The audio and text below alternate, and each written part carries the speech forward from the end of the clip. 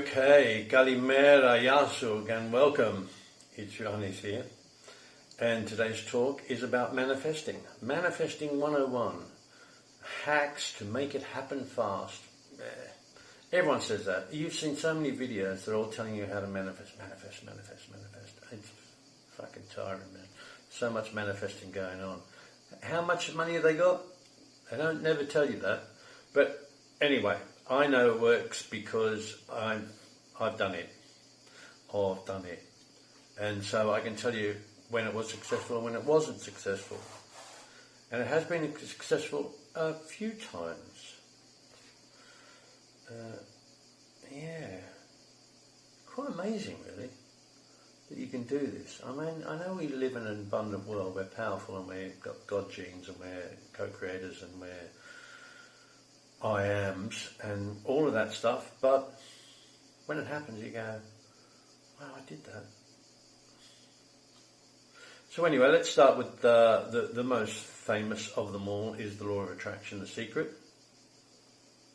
And all that is saying to you is you need to vibrate at the frequency that you allow all your desires that you've put out there for at least a minimum of 17 seconds to come to you because you are lined up. Out of alignment means you have any emotional disturbance at all, you're out of alignment. If you're upset, depressed, depressed and unhappy, they're pretty much the same thing. Upset, same as that. So if you're feeling any incongruence, you're out of alignment and you're not going to be lined up. The other thing that unlines you up is complaining, judging, being a bit too opinionated about something. You know, I don't like this and I don't like that. Esther talks about it a lot. Esther Hicks, Law of Attraction. Fabulous girl. Love her to death. So you don't really want to be, well, if you're a shitty git, you're probably not going to get anything. It's a bit like that, you know. If you're a cheerful soul that respects everyone's right to be anything they want and know that we're all going through a bit of a rough time internally, and so to be kind to everybody and respectful to everyone's Buddhahood, potential Buddhahood, you're on the right track there, my friends. You're on very much the right track. So you need to be in alignment for any of this stuff to happen. Now, what a lot of people get wrong, I think, personally, is they focus on it all the time. They create vision boards. And look, I know that it's good to get a really clear picture of what you want, to be precise. And I've done this wrong. I've wanted a Mercedes, and I didn't specify that I wanted one that was a good one. And I got a heap of crap that just cost me a fortune fixing. I got a Mercedes. I don't even want to think about it. Anyway, it's very good to be specific. So when you spend your first 17 minutes, and it can't just be whimsy. I want a new handbag or a pair of shoes, or I want a really nice leather jacket. You know, I don't think, even though that is quite possible, just go and buy it. But I think it's possible for manifesting if you, for example, are very, very short of money. But we're talking usually about big things, about partnerships, jobs, wealth, or some sort of abundance. Good soil, whatever it is. The thing that you really need to make your life better. That is a genuine make your life better. So the law of attraction is one. And once you've sent out that at least 17 seconds of specific thought, what it is, and really shined it up inside, and attach some emotion to it, how good it would feel to have it, and do your best to feel that you have it. And I know this is really, really difficult for a lot of people, but this is the work. And it's going to happen the next bit I'm going to talk about. It's the same work. Say you want to lose weight, and you look at yourself every day and you're overweight. It's very difficult to feel thin when you're not thin. It's very difficult to feel wealthy when you've never had lots of money, because you just don't know how it feels. I once, when I had a fair bit of money swishing around and was incredibly wasteful with it, but I went on a first class trip to feel what it would be like to travel first class. And it was pretty good. I've got to say, it wasn't too bad at all. Champagne, bed, you just slip in your silk pyjamas, sir, while I make up your bed. Oh, okay. It was all right. As it happened, I missed the return flight and I didn't get any of my money back, so it was... I think I went back in lack for that one. So, anyways, it's not easy to feel, and this is probably the work. You could do, and what a lot of people do, is they get themselves they go and sit in the really expensive cars, so they see what it's like to sit in them. They go and ask hotels to look at the penthouse suite, and can they just check it out because they have a friend that are coming to town and they just want to see and they want to be able to describe it for them. I know that you got pictures, but it's about a feeling for the room. This person's very sensitive to environments, and you just go and take it all in. So manufacture it by visiting these things so you can feel what it's like to feel wealthy. Go and have a look at an expensive yacht, even though you can't afford one. Even if you're wealthy, you can't afford one. They're just massive. What does someone say? It's a hole in the ocean that you throw money into. Okay. So then, after the law of attraction, there's the law of assumption, and that's the main proponent of that was Neville Goddard, and it's assume the feeling of the wish to fulfill. Of the wish fulfilled. He was much more of the type that it was about the feeling. You had to feel that you had it already, the wish fulfilled. And there's a very good technique that he talks about in his books that I've used to success. And it was very funny. Anyway, so what that is as you're dropping off to sleep, you get a very, very strong sense. Imagine sense or feel, as we say in the hypnotherapy sessions. Imagine sense or feel that the thing that you have is with you. The wealth, the partner, the job, whatever it is. And as you go to sleep, the conscious mind drops into the unconscious mind, and the unconscious mind takes that on board, and it sinks into at an unconscious level. And then obviously you need to stay in alignment as much as possible so the universe can line up all the components so you can achieve that thing. So it's not just a matter of assuming the feeling and wishing for something and then going off and being an arse all the time and saying, well, I've done the wishing, it should work, I'm a God gene. No, he kind of almost get a bit Jesus-like. Get a bit lovey and peaceful to everyone. Stay in that alignment. You're meant to be happy. Your default state is to be a happy little bunny. Spend more time in that place lined up, and the universe will find it easy to direct you. It's like a transistor. They talk about this. If you've seen a lot of the other videos around this topic, it's like a radio which you're tuning to the frequency that is your alignment frequency, and you need to tune to the frequency that is lining you up to all your abundances, all your desires, all your wishes. We live in an abundant world. It is our God-given right to share in the abundance of the world. It is our God-given right to share in the abundance of the world. But you need to be in the right place to do it. And so that's really an important thing. Another important thing is daydreaming. So daydreaming is I just love it. Just zone out for a bit.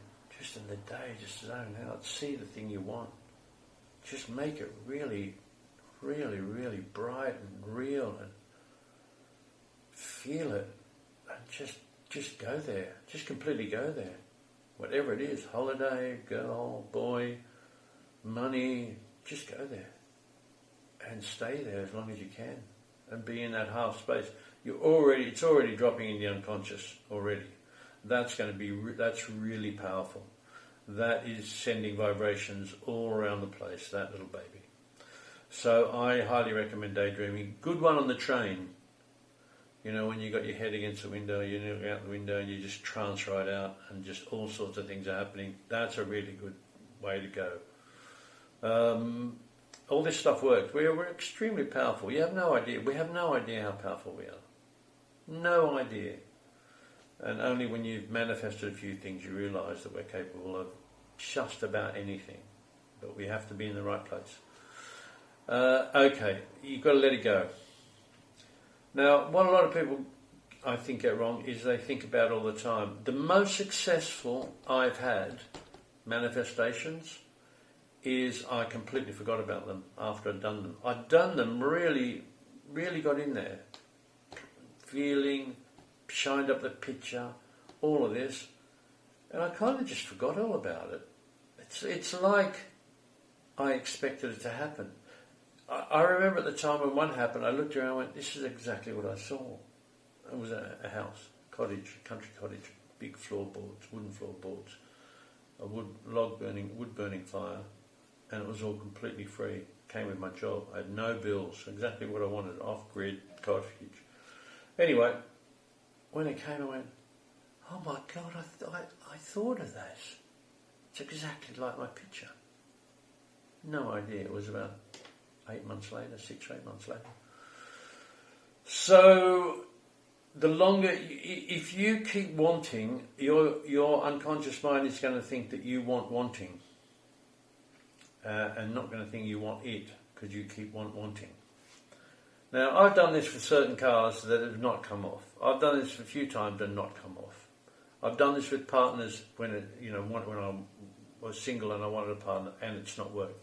Another time I did it when I wanted a partner and I couldn't move for women after about 3 months, which was really weird. I was in my 40s or something. I'd been single for a year or two. I'd broken up my family and I'd had a nice girlfriend after that. It took a bit of a while before I was mentally ready for that. And then she went somewhere, of course she wanted to do another country and I couldn't hold her back. It was something she set her mind to. And, she did tell me from the very start. Anyways, so then I went through the doldrums a bit and I found I was doing real stupid things and saying stupid things. I'm going, this is like an anti-Midas touch you're doing here. Yanis, you've got to get in the program. So anyway, I started doing the law of assumption. And I just thought, I'll give this a go. I kind of forgot about it. I did it regularly for, maybe a month, maybe even less, 3 weeks, something. And then I forgot about it. Now, mind you, I've been barren for, I don't know what it was, 6 months, 9 months. Well barren. And then suddenly I just couldn't move for women. I don't know what happened. Lovely women too. I just had them it's like bloody buses, you wait for all this time, then two come along at once, you don't know what to do. But I think it was down to that. I think it was all down to that. I can't believe that I just suddenly became a babe magnet. I looked no different. Anyway, that worked.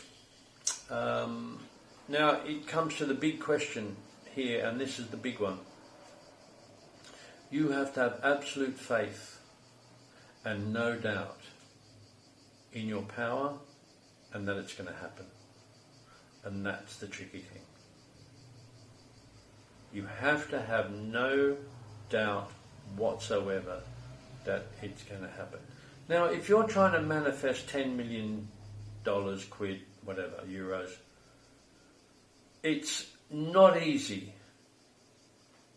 to have no doubt that it's going to happen. It's not easy. I'm not saying it's hard. And I've said, well, 100,000, it's not a lot. It's not too much. You could probably get that, a good contract or, this or that, or windfall, or maybe write a good book, or, That's kind of doable. 10 million, you'd have to have some extremely successful planets line up for that one, or not a big one for planets, but you know what I'm saying. So to have absolute belief and faith that that's going to happen, it just depends entirely on your psychology, how you roll. But that is fundamentally important. If you have any doubt, if the universe senses for a minute that you don't believe it's going to happen, that's why I believe in the letting go and forgetting about it method, because you just let it go. You don't have to worry about the faith and the doubt because you're not thinking about it. That's why often that works. It is a weird old thing, folks, but we're just these amazing, super powerful beings, and we've been suppressed for so long and told that we're just, stupid chattel. But we've just started to believe it. So, letting go. And then the last one is, it joins with have the feeling of the wish fulfilled. It's be, do, have. We used to think it was have, do, be, which means this. If I want something, I used to, I don't now, but many of us believe that you need to have, you need to have the attributes, have the skills to know what to do, to be the thing you want, a successful entrepreneur, a rock star, a painter, or whatever it is, a good partner. So have the attributes. So we work a lot of times then on the skills that we don't have, that we're not very good at. I mean, there's merit in trying to work on your deficiencies, but often you get focused on what you can't do well, and the other thing you get focused on is failure. You can get discouraged. A lot of people say it's much better to work on, you come from your strengths, what you can do well, if you want to go from that on down that path, and transpose your strengths. So what are you good at? Oh, I'm really good at this. Okay, so what's my psychology around that? Okay, transpose that psychology into this other thing that I'm not so good at. Sorry, I hit the wobble button. So that's the way to approach the have, do, be. But most people that are extremely successful at this, and most of the good practitioners and therapists and gurus and know-alls that tell you all this stuff, it's be, do, have. Be the person you want to be. Then you'll know what to do to have the thing that you want to have. And I can tell you, I used to be a rock guitarist in bands and what have you, and I got to meet a few big people, and I knew them. Michael Hutchins in INXS, Joe Strummer. They were always stars. They were always stars. John Lennon, I think, would have been the same. Always stars. Always, never a doubt.